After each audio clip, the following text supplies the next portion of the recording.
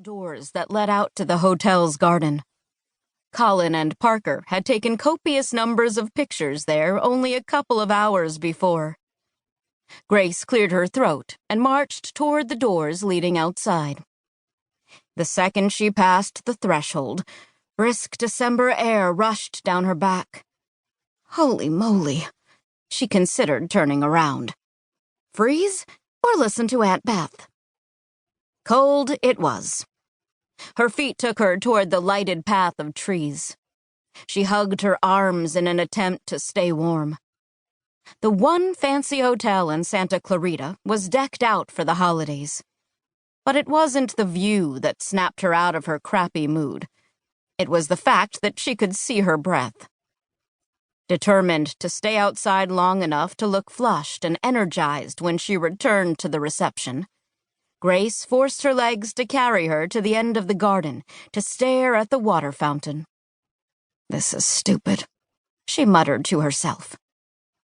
She rubbed her arms absently as a strange heat tickled the back of her neck. The sensation of someone watching her was unshakable. She imagined there were hotel guests looking down from their rooms and wondering what kind of fool walked around in the cold in a dress, without a coat. Me. I'm the fool. She shifted from foot to foot and slowly turned to determine if she could locate the eyes on her, her head tilted up as if she were looking for stars. The spans of hotel windows, all 4 stories of them, were in various stages of open blinds. Most were closed, but a few were wide open with the lights on in the rooms. Yet no one peered down. Grace let her gaze sweep over the landscape and behind her toward the hotel.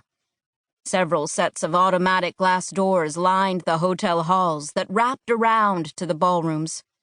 Several people meandered about inside, but none seemed to have noticed her.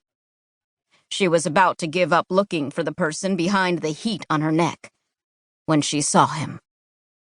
He leaned casually against an inside pillar on the other side of a floor-to-ceiling window. He wore a suit minus the tie. Grace tried to place him. Was he at the wedding? No. She would have noticed him the second he walked into the room. Tall, which, considering she was as vertically challenged as they came, didn't take much. Rugged, as in sharp features and shoulders that filled the suit jacket really, really well. Grace realized she was staring and averted her eyes back to the fountain. Despite the fact she could still see the vapor her breath created in the night air, she didn't feel quite as chilled as when she walked out. That alone told her the man continued to watch. She knelt down to adjust the strap on her shoe solely so she could confirm her suspicion. He hadn't budged. In fact, she was pretty sure he smiled. Grace stood tall to the extra 3 inches her heels allowed and turned away. She'd normally be a little freaked out about a man staring at her from inside a building. But she was standing out in the cold like an idiot, and if she'd seen someone doing the same thing, she'd probably stop and stare too.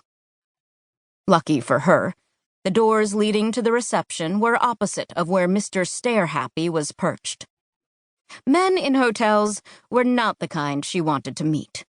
They were either there on business, visiting someone, or cheating on their significant other. Nope, nope, and nope. She checked over her shoulder right before sliding back into the ballroom. Stare-Happy wasn't there. Good. Although, she had to admit, the man was good-looking, from what she could tell from her distance. The music had switched to something fast, and the dance floor was crowded. Erin approached, confusion on her face. "There you are! I've been looking for you!" Grace waved a hand toward the direction of the door. Never mind. What's up?" "They're about to cut the cake." "Right, cake. Got it." There was a wedding going on, and a lively one at that. The last thing